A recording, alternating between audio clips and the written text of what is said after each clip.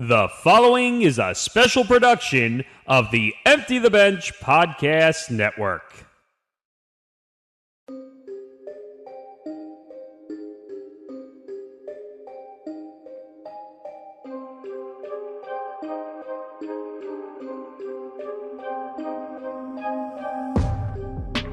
Welcome to Tough Enough, a recap and breakdown show from the MMA Outsiders following every episode of The Ultimate Fighter Season 31, Team McGregor vs. Team Chandler.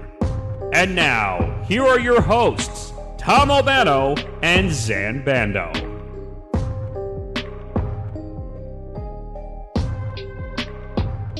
Well, Zain, quite a packed episode number 2. A lot that happened.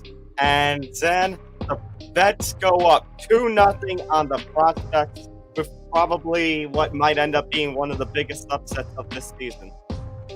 For sure. Obviously, welcome. This is my first time on our newfound Aftermath show. It's good to be here. And episode 2 was definitely one to remember with a absolutely stunning upset in the second fight of the season for sure, Tom. Very well said. Yeah. All right. Before we get into everything, make sure to hit that like button, make sure to subscribe and hit the notification bell so that way you get notified of everything that is the MMA Outsiders and Tough Enough due to some technical difficulties and scheduling because my life has gone to hell at this point.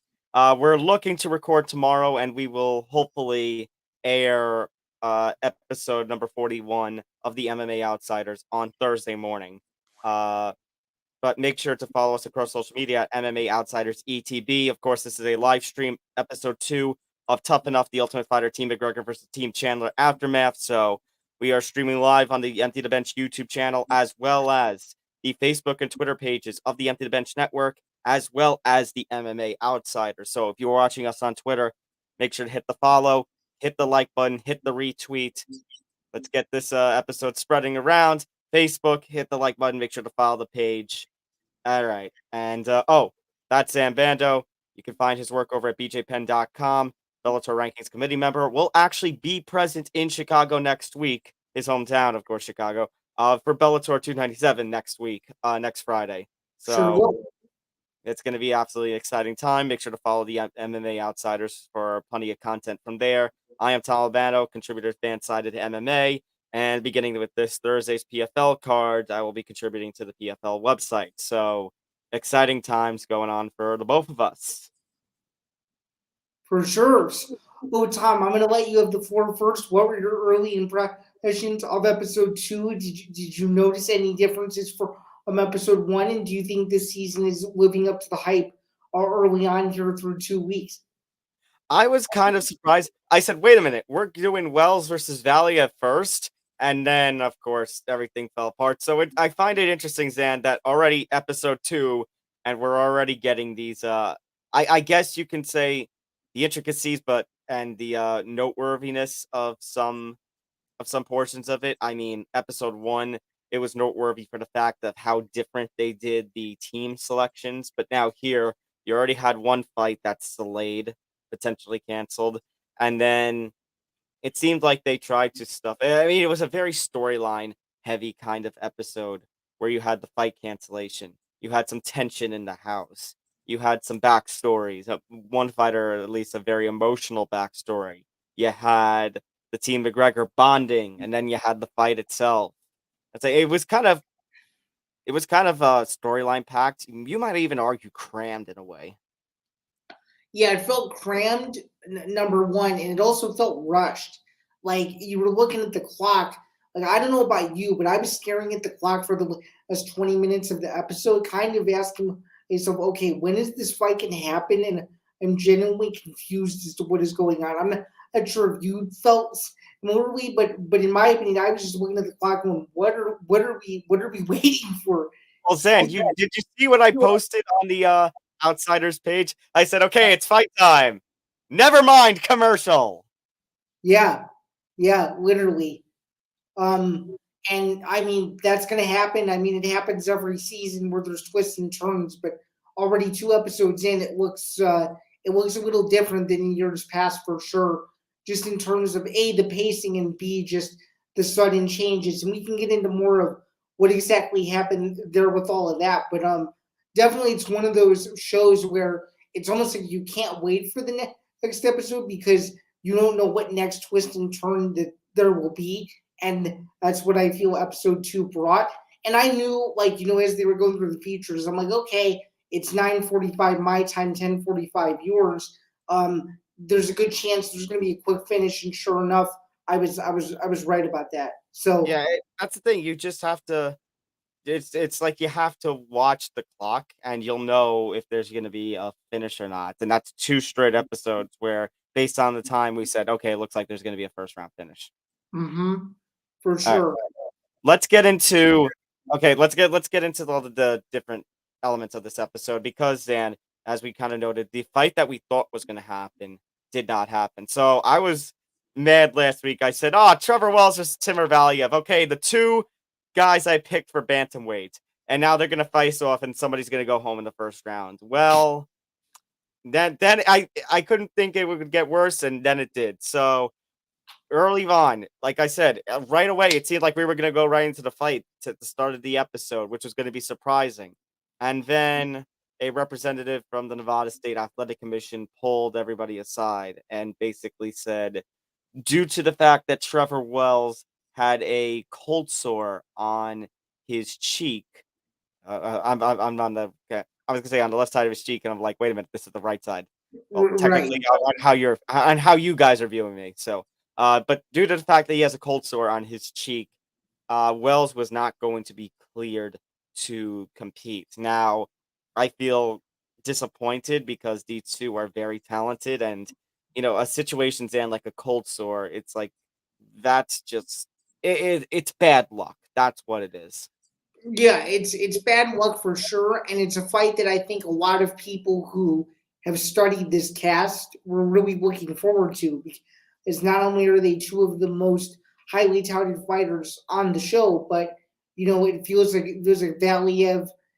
This is his redemption story, and for Wells, this is someone who I think a lot of people were high on. Coming off a Dana White Contender Series and stuff. So, seeing them, not seeing this fight not come to fruition super early on is a bummer. We obviously hope that Wells is okay and whatnot.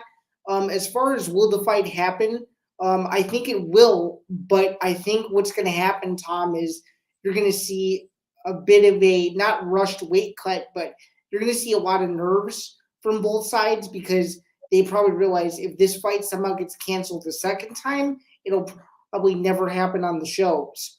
So therefore, they're going to have to be super strategic if they want this fight to go on, because they're going to have to make some changes that they weren't expecting and or with the ebbs and flows. Were you going to say something? I'm sorry.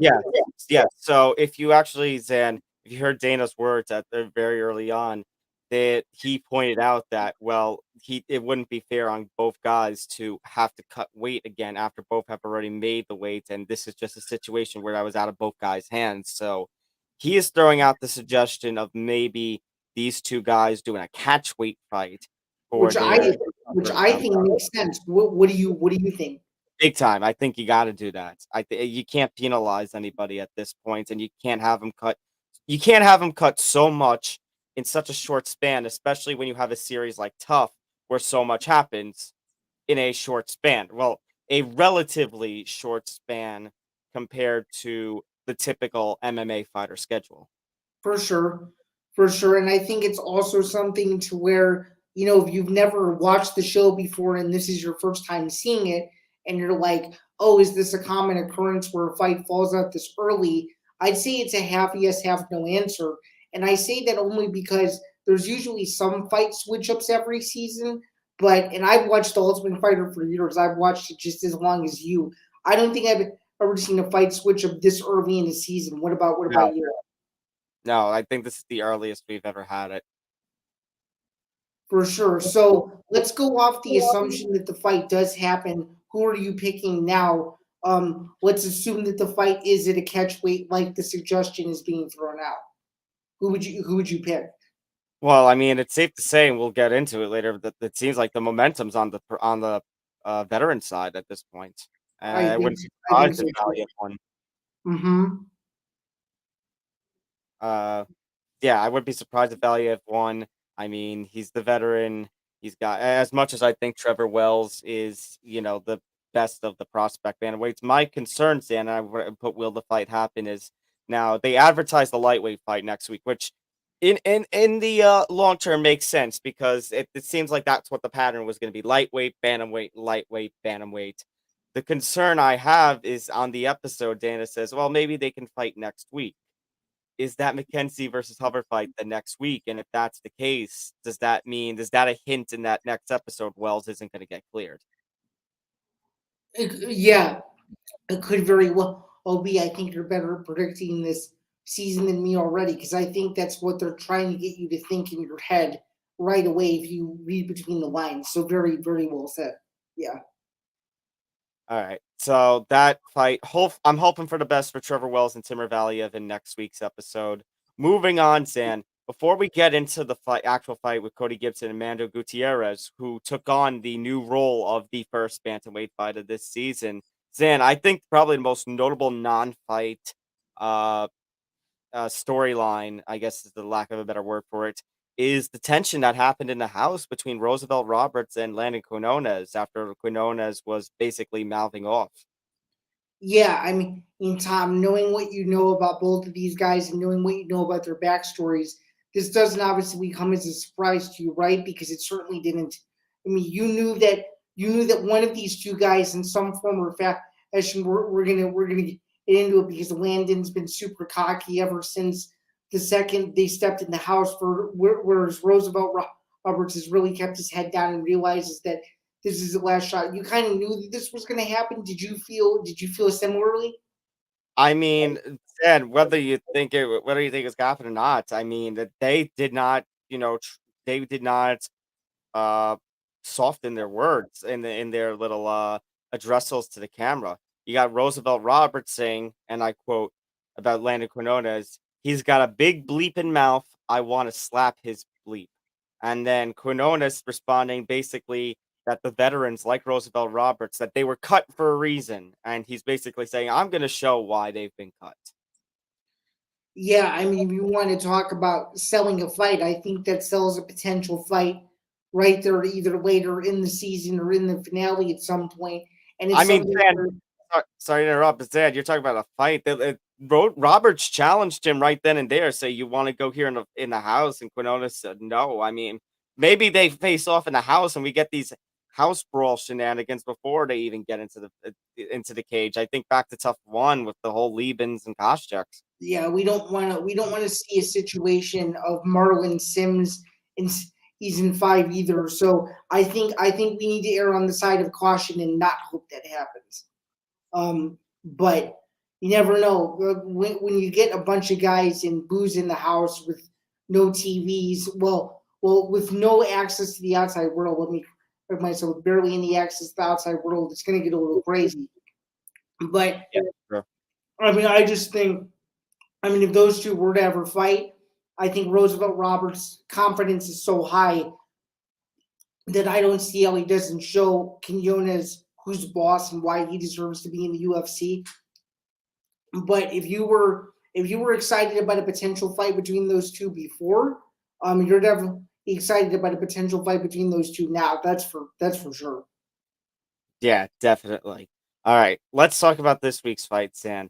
Cody Gibson, Mando Gutierrez. Let's start with the backstories because I think Cody Gibson has one of the more emotional backstories of anybody in this cast leading into the season of TUF. Yeah, I mean he comes from a pretty big family, and he comes from a family of siblings who all kind of have disabilities of some form, and I think it's cool that he fights for all of them, and he wants to see them do just as successful as he does in his own life. So I think that's really cool, like how much he supports them, and I think it's funny how his one brother really doesn't want him to fight and laughs about it as doing it, which I thought was pretty funny. And it's I thought crazy. that was so cute. Sorry you had to fight, Cody.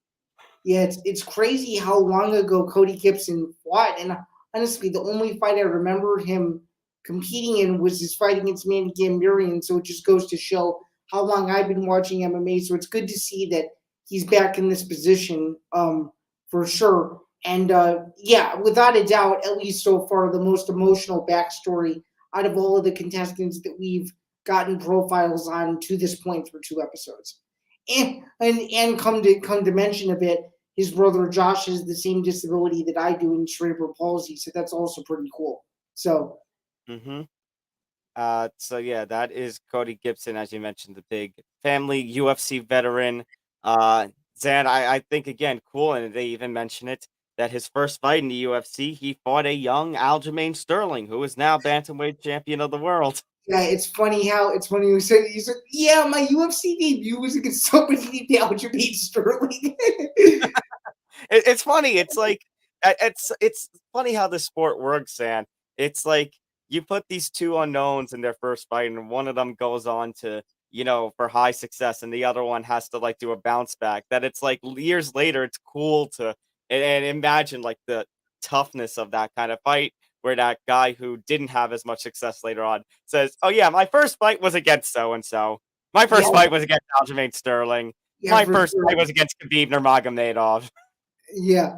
And what's funny is a year after that fight is when I met Aljamain Sterling and told him personally in the United Center parking lot that if he stayed on the trajectory he was on, he was going to be a world champion. And look at where he is now. Absolutely. Completely. It's funny how the sport works sometimes. No, Uh no, for sure. Mando. So Mando, one of the, as I mentioned, one of the most hyped guys in this weight class. I definitely liked San his backstory about his days at wrestling. He was a tremendous wrestler during his school days, and I mean, he kind of spoke a truth, Zan, about that sport. How sometimes wrestling can be just as cruel as MMA, where it's like sometimes the sport just doesn't treat you fairly, and sometimes it's just done with you. Yeah, and I think that Midwest toughness, in my opinion, is a drew him to fighting. Shout out to Chicago too. Originally from that area, which is also kind of cool. It was a smaller town in in Carpentersville, if you will. But anyway, yeah, I mean, definitely wrestling takes a lot out of you, and I think he realized at an early age that okay, if I can continue to wrestle, I might be a pretty good MMA fighter. And obviously, he's in the position he's in now. We're going to get more into what happened with him early on in the first round tonight, uh, but yeah, he's someone that's definitely very tough, and he definitely likes to come forward. And his his backstory is cool. He kind of knew he wanted to be a fighter from a very young age, and I just think he has that kind of warrior's look to him, if you will. And I don't know. There's something about guys that generally look tough. He looks like someone you don't want to mess with if you saw him in the parking lot or on the street for sure. Yeah, no. No. I wouldn't want to mess him in in a legal fight or an illegal fight. Well said. Uh, that being said, let's get into, unfortunately for Mondo, what happened in the fight. Cody Gibson winning in about 3 minutes, 24 seconds, TKO, flying knee. So, Zan, the fight starts, and Cody Gibson displaying quite a bit of control. Takes him about maybe 30 seconds the most, but he is able to get Mando Gutierrez against the cage and the clinch. They do some fighting. You could see Conor, which, by the way, Conor in the freaking cowboy hat. He just looked absolutely ridiculous. I'm sorry. I can't. I don't know how the cowboy hat works with Conor. Yeah, I would think it was straight. It was looked like it was straight out of a 1970s or 1980s Walker Texas Ranger movie, didn't it? Do you think Conor McGregor knows Chuck Norris? Probably, yeah. I would assume so. He seems like a very well informed, astute person at the fight game. Wouldn't you think so? Yes, I'd say so. No, you just mentioned Walker Texas Ranger, so I'm like, you think Conor actually knows Chuck Norris? Like, Probably. all right.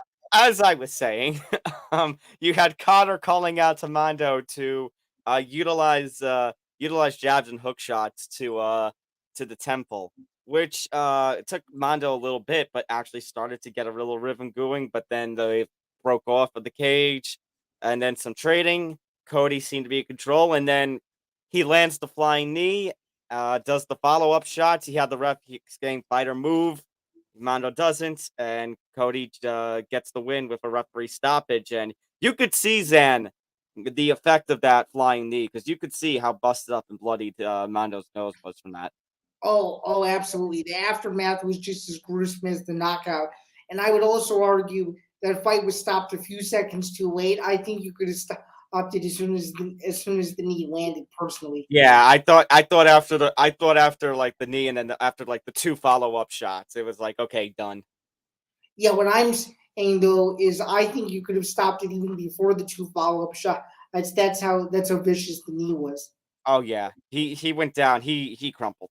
He crumpled Hmm. absolutely. So I mean, Zan, after what we could find out about Cody Gibson's backstory and all he goes through, I mean, you gotta feel good for the guy. That's probably the most feel good win so far. For sure. And not only that, we've started off with two vicious knockouts to begin the season. I would argue one was a little bit more nastier than the other, meaning Epson over Gutierrez. But still, when you get two very entertaining finishes to begin an Ultimate Fighter season, it definitely keeps you interested, and it keeps you kind of on your toes for episode 3, which is exactly what we're going to get. And honestly, I think Cody Gibson, if we want to talk about dark horses, we were really counting him out. I think I had a little bit more believe in him than you did, but he definitely opened up a lot of people's eyes for people who maybe didn't have him going very far. Definitely did for me. Yeah, he could definitely be a dark horse that goes to the semifinals if he's drawn correctly. And I really do think that Gutierrez, you may disagree with this, but I actually think that Gutierrez is good enough to maybe get a second chance if someone gets hurt, because I think he showed a ton of potential in staying in there before that knee, and I think it was going to go on to be a pretty entertaining fight, and it may have been a very close judge's decision had it gotten there, and obviously he didn't, but definitely two guys, even with the loss for Gutierrez, definitely two guys to keep your eye on. Yeah, absolutely. Don't disagree with anything that you said there. Uh Moving on, Zan, last thing to talk about. Actually, before we move on to that, there is a question I wanted to answer, to ask, and it was that same kind of question that Dana posed at the end of the episode.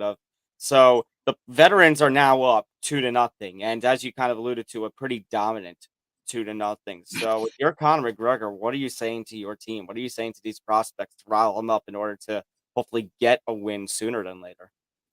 I mean, you're Conor McGregor. You have to turn your inner Conor McGregor onto them. I mean, and obviously, you're not going to make them all mini Conor McGregors when it comes to motivation. But I think, I don't mean to be critical, but I'm just going to say it how I see it. It seems to me from the training sessions that Conor is less involved than Chandler, and I think that's a little bit of a problem. If he was more involved with his whole team instead of talking about, his shadow boxing and how he likes to stick and move, and the clip that was leaked out about him talking about the Mayweather fight and the Poirier fight, like stop making it more so about like your career and focus on the guys that you're there to train, if that makes sense.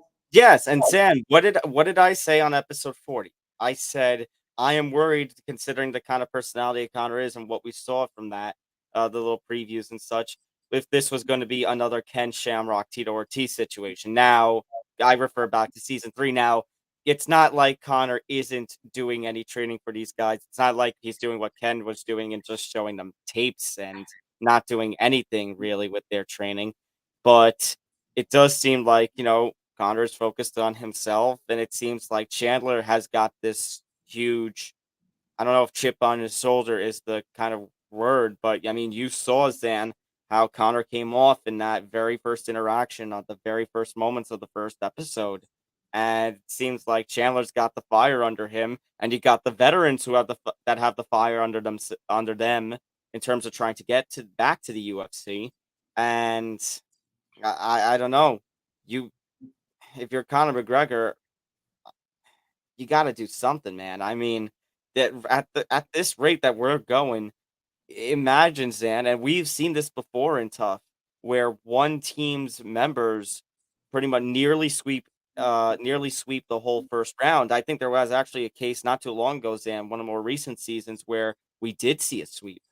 Volk versus Ortega. Yeah, I knew it. I knew it had to be. It was Volk versus Ortega. Mm-hmm. because what happened was I think Ortega.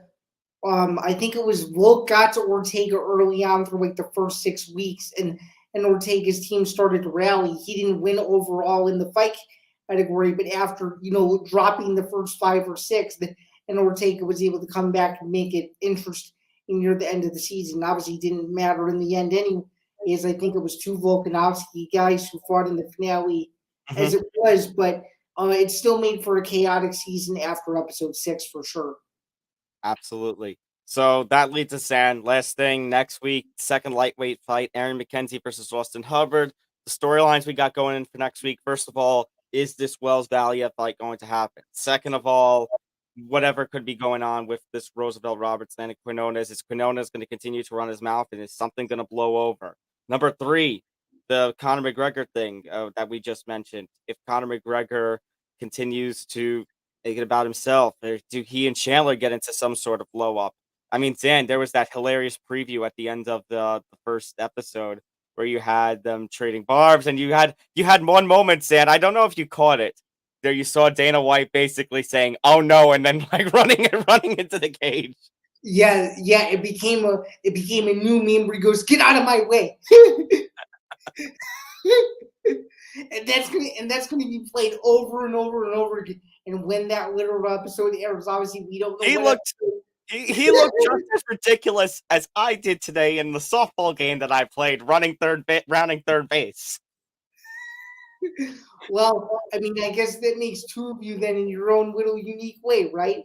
As far as the fight is concerned, to me, I feel like all the pressure is on Aaron McKenzie, and this feels like a Yeah. must win for McGregor. Do you think that McGregor's team gets it done, or do you think Austin Hubbard increases his chances of potentially getting back into a position where he can get into the UFC and make a mini run? McKenzie is somebody I had my eye on. Was he not? Yes, he was. Mm-hmm. So here's what I'm gonna say. I mean, like I kind of alluded to, I think all momentum is on Chandler's side, Team Chandler's side at this point. So if Aaron McKenzie cannot beat Austin Hubbard next week, I mean, then I think there's a chance that Team McGregor, as I kind of alluded to, only wins one, maybe two fights in the whole first round. I think this next fight's going to be a turning point. Yeah, I'm actually going to go out on a limb and pick McKenzie to finish Hubbard early in round two. What do you think? I'm gonna go with McKenzie as well. I'm gonna go something along the lines of you, either late round one or some point in round two. But if Hubbard wins this fight, that's a damaging blow for Team Yeah, McGregor. yeah, 100%. And you alluded to that fact. Um, I as you can say, you alluded to that well. It really does feel like this either could be a turning point or this could be the beginning of a washout first round for Chandler. But will say this: if this fight is boring, I'll be very disappointed. Just considering that both of these guys are very similar styles, and I feel like at the end of the day, I think one takedown from either guy, either late in round one or early in round two, could dictate who wins this fight, just considering that both of these guys are very good wrestling bases. But when it comes to the striking game, I think that Hubbard is just a little bit better. We'll be able to see if he uses his kickboxing or if he decides, okay, I'm going to try to stay on the outside, let McKenzie come to me and make it a fighter fight. It'll be very, very interesting. But yeah, I'm with you as well. I think McKenzie wins, and I think we're going to be nearly back to even by the end of episode 3. Hopefully. All right. That's going to do it for us on this edition, episode 2 of Tough Enough, the Ultimate Fighter, Team McGregor versus Team Chandler Aftermath. Again, make sure you hit the like button. Make sure to hit the like button. Make sure to subscribe if you are watching on YouTube. Hit the notification bell so you get notified of everything MMA Outsiders related, including Tough Enough and so much more. Again, the hope is that episode 41 will air on Thursday morning this week before the PFL card, and obviously before this weekend's UFC 289. If you're watching us on Twitter, make sure to hit the like, the retweet, and the follow. Hit the like and the follow as well if you're watching us on Facebook. Again, that's Zain Bando. Find his work over at bjpen.com, Bellator Rankings Committee member. You can follow him at Zambando99. I am Tom Albano. You can find my work over at Fansided MMA. I'll be doing some stuff for the PFL beginning Thursday. You can follow me on Twitter at Thomas J. Albano. All right, Zain, great episode. Good to actually have you here, and hopefully there are no more issues that we can just continue to broadcast every Tuesday for the rest of the season. Yeah, I think we'll be able to make that happen. It was good to be back, and it was also good to be on this edition of our show, this limited series edition for the first time, and I'm looking forward to going all the way through to the finale. Thank you for holding down the fort for me last week. You did absolutely excellent. Of course. Of course. All right. That is Zain. I am Tom. We'll see you next week on episode 3 of Tough Enough. Take care, everybody. Take care.